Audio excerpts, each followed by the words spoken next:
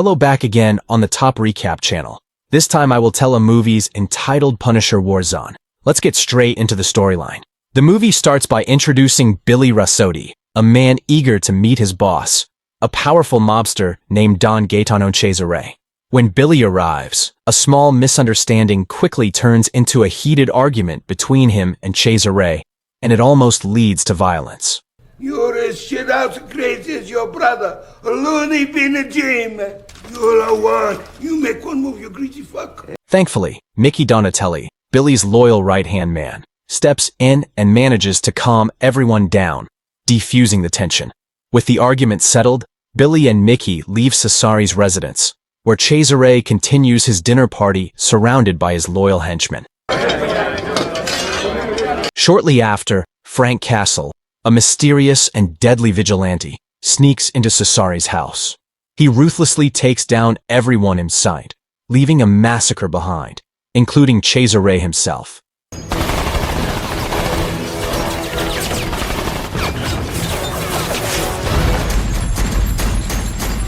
Outside, two police officers are keeping an eye on the house when they suddenly hear the sound of gunfire. One of the officers, Saffiati, rushes inside to investigate and comes face to face with Frank, who is about to escape.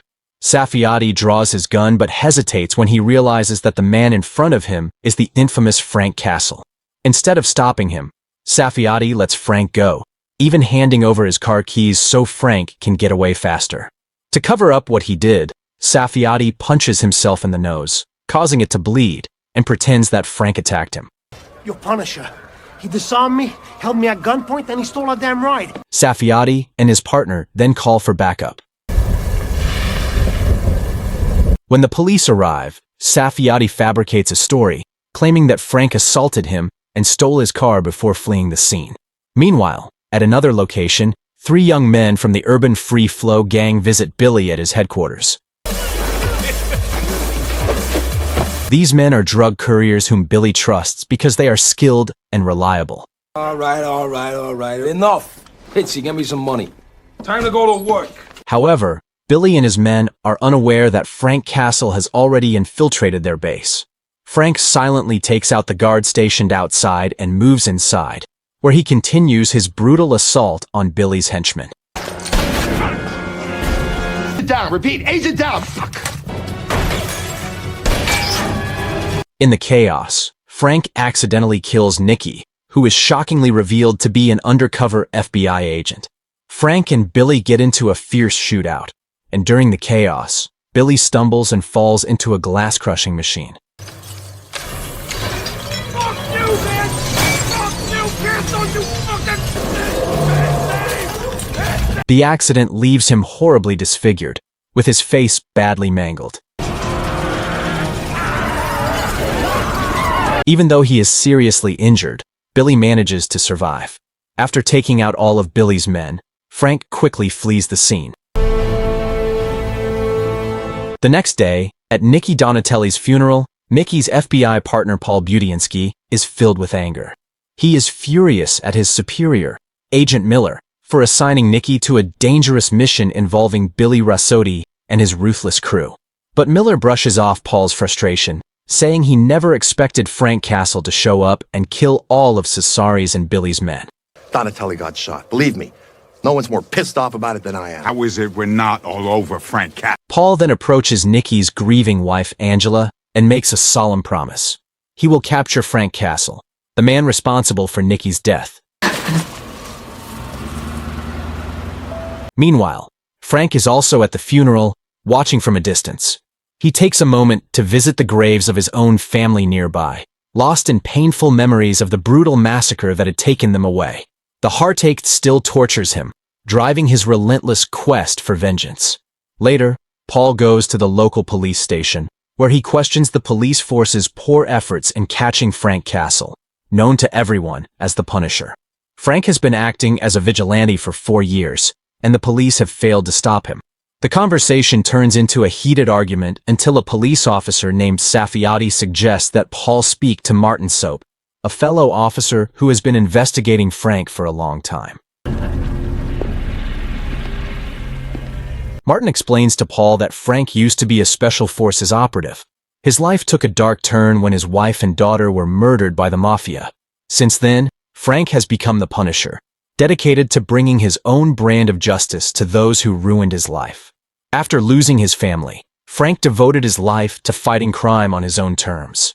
He refuses to follow the law, believing that not all criminals get the punishment they deserve. In his mind, it is up to him to make sure justice is served, even if it means taking matters into his own hands. Elsewhere, Frank confides in one of his allies, a man nicknamed Microchip.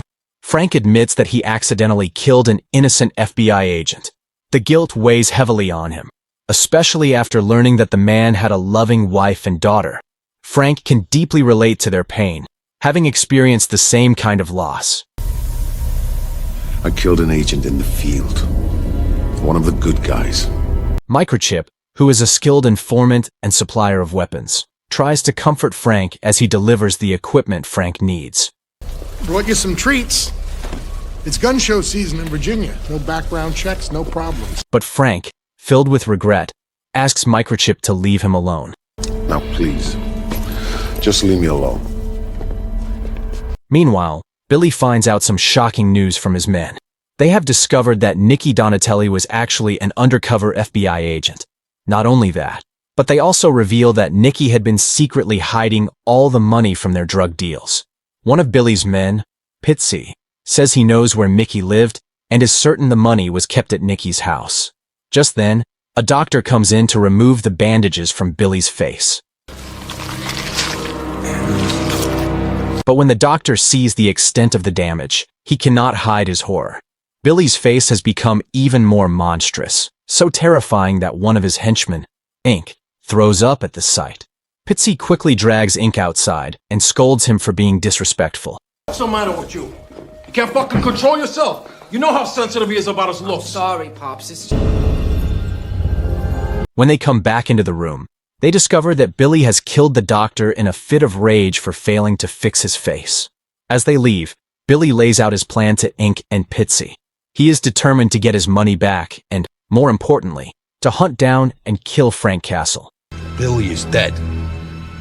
From now on, you call me Jigsaw. The scene shifts to a gloomy treatment room in a mental hospital, where Jim, Billy's younger brother, is being held. Jim is a violent psychopath and murderer, so dangerous that he has to be strapped down tightly to keep him under control. A male nurse treats Jim harshly, speaking to him rudely and without care. Doctor. Suddenly, Billy and his men storm into the room, breaking Jim free from his restraints. Pitsy, go open the doors of every other cell. Jim is stunned when he sees Billy's drastically altered face. However, instead of being horrified, he thinks his brother looks incredible, more frightening and dangerous than ever. Once Jim is free, he immediately seeks revenge on the cruel nurse, torturing him mercilessly before killing him in a brutal and gruesome way.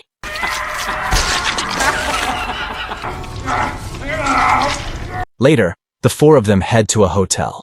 There, Billy catches a glimpse of his own reflection in the mirror. He is visibly shocked and heartbroken at the sight of his disfigured face. Seeing his brother's distress, Jim tries to comfort him, promising that together they will find Frank and make him pay. I will find Castle, and I will kill him slowly. To ease Billy's pain, Jim smashes all the mirrors in the room, trying to help his brother feel better.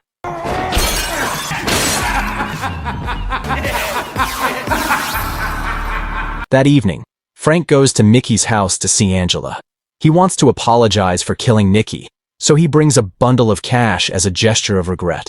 But Angela, still grieving and furious, grabs a gun and points it at Frank, forcing him to leave her home.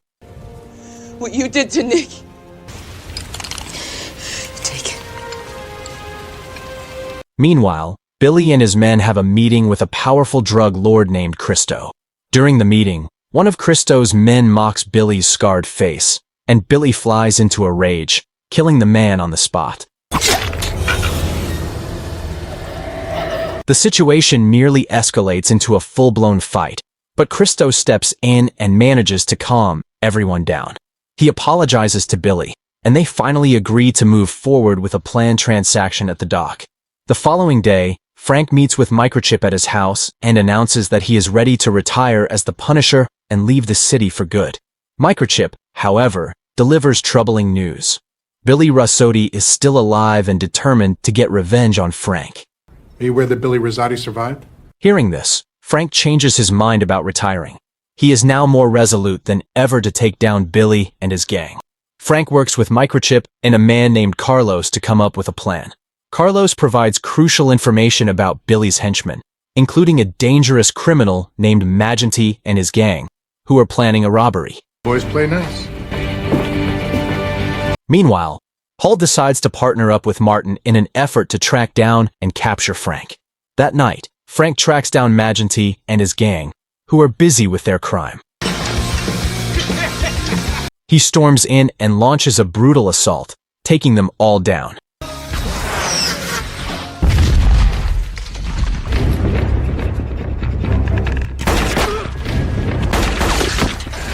Ace. Don't kill me. Rossotti. Where is he? After interrogating Magenty and getting the details he needs about Billy, Frank kills him. Holy shit! Just as Frank finishes, Paul and Martin arrive at the scene and spot him. They immediately chase after him, and Paul catches up, leading to an intense and fierce fight between the two. Stay out of my way. In the struggle, Frank manages to overpower Paul, knocking him to the ground. But it turns out to be a trap. Paul was only pretending to be beaten, using the moment to capture Frank. Frank desperately explains that he needs to be released because Billy and his men are on their way to Angela's house to find the money from the drug sales that Nikki had hidden. But Paul isn't moved and stubbornly puts handcuffs on Frank. You have to let me go. You have the right to shut the fuck up! Meanwhile, Billy and his henchmen arrive at Angela's house. They barge in, taking Angela and her daughter hostage. How about you, sweet cheeks? Would you also like to swear on an American? Billy demands to know where the drug money is, believing Mickey might have hidden it there. Angela, terrified, insists she has no idea where the money is. As Billy interrogates her, Jim begins smashing objects around the house, creating chaos and adding to the tension. The noise from the chaos reaches two police officers who were patrolling nearby. Evening, officers. Is everything okay in there? No. Everything is not okay. When they arrive at Angela's house, Jim attacks them savagely, killing them both. Angela, terrified and desperate to protect her daughter, reveals that her late husband had a safe in their room and gives them the code to open it. Meanwhile, Paul arrives outside the house and tells Martin to keep an eye on Frank, who is still handcuffed in the back seat of their car. As Paul goes inside, Frank pleads with Martin to set him free, revealing that Martin had secretly been working as his informant within the police. Inside the house, Ink and Pitsy are ready for Paul's arrival. They threaten him, warning that any sudden moves would put Angela and her daughter in danger. Billy, furious when he discovers that the safe doesn't contain the money he is looking for, loses his temper and causes a commotion, which Jim eagerly joins in on. Pitsy, hearing the disturbance, orders Ink to go upstairs and check things out. But before Ink can react, Frank bursts in and takes him down in a fierce fight. Paul seizes a chance to grab his gun and aims at Pitsy, but Frank acts faster, killing Pitsy to protect everyone. Frank then quickly moves to rescue Angela and her daughter. Just then, Billy and Jim storm down the stairs, firing at Paul. Don't worry. Paul has to dodge their gunfire, allowing Frank to escape with Angela and her daughter. Billy and Jim don't get far, though. Paul and Martin manage to capture them and bring them to the police station. Meanwhile, Frank takes Angela and her daughter to a safe hiding place. There, he comforts Angela's daughter by giving her some of his own daughter's old toys, trying to bring a smile to the little girl's face. Put that down, honey. Billy and Jim are later taken to FBI headquarters, where Agent Miller makes them an offer. If they agree to help the FBI catch Christo and his gang, they will be set free. Without hesitation, Billy and Jim accept the deal. The two brothers then go to the docks, pretending to make a deal with Christo. Happy? FBI agents lay in wait, ready to ambush Christo and his men. With Billy and Jim's help, the FBI successfully arrest Christo, and true to their word, the FBI release the brothers. Agent Miller doesn't stop there. He also gives Billy information about Microchip, one of Frank Castle's closest allies. In another part of town, Carlos informs Frank that Microchip can't meet with him because his mother is very ill. Hearing this, Frank asks Carlos to look after Angela and her daughter while he goes to check on Microchip. Don't make me regret this. When Frank arrives at Microchip's house, he finds a heartbreaking scene. Microchip's mother has died under tragic circumstances, and Microchip himself is nowhere to be found. Alarmed, Frank rushes back to his hiding spot, only to discover Carlos gravely wounded and barely clinging to life. He realizes that Jim has kidnapped Angela and her daughter. With his last breath, Carlos begs Frank to end his pain. Reluctantly, Frank does as Carlos asks, putting him out of his misery. Don't let me die like this, man. Not like this. Meanwhile, Billy and Jim have devised a cruel plan. They intend to use Microchip, Angela, and her daughter as bait to trap Frank and kill him. Frank soon meets with Paul, who reveals that Billy and Jim have been released. Paul then urges Frank to deal with them in his own way, since the law can't touch them. Frank agrees, but he warns Paul that if he wants to help, he'll have to give up his badge and his job as a federal agent. Paul, willing to do whatever it takes, seems prepared for the risk. The law can't touch him, Castle. Total immunity. Brasadi's got Angela and Grace. He wants me in exchange for them. I need you to secure the trade. Okay. Leave your badge at home. Elsewhere, Billy and Jim visit a bar to recruit some new allies and prepare for their revenge against Frank Castle. At the end of it, the Punisher will be dead!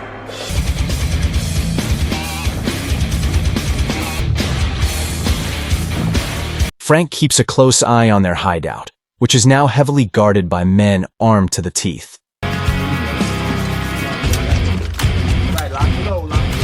At the same time, Paul goes to see Christo's father with a proposal. He offers to work together to get revenge on Billy, who had put Christo behind bars. Tiberiu, eager to avenge his son, immediately agrees. Later that night, Tiberiu and a group of his trusted men arrive at Billy's hideout, pretending to be mercenaries who want to help fight the Punisher. I'm here for the Punisher party.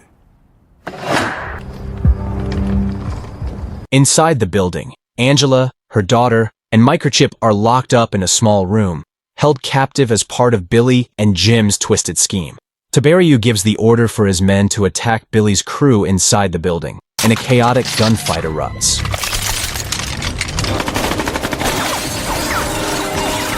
While the battle rages on downstairs, Frank sneaks into the building from the upper floors, silently taking out several of Billy's men.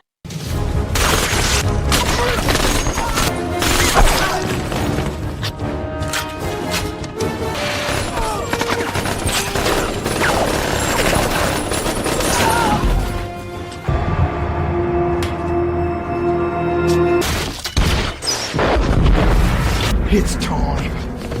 James, be careful. However, he soon finds himself in a brutal fight with Jim. Despite being highly skilled as a former Special Forces operative, Frank is struggling.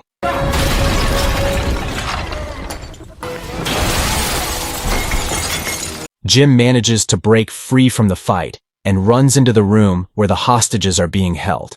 Inside the room, Billy has his gun aimed at Microchip, while Jim threatens Angela and her daughter with his weapon. Frank is faced with a heartbreaking choice: save his best friend Microchip or rescue Angela and her daughter. He makes the painful decision to save Angela and her little girl. knowing it means losing his closest friend. Billy shoots and kills Microchip, and Frank, filled with rage, turns his attention to Jim. He kills Jim and then, fueled by fury, confronts Billy.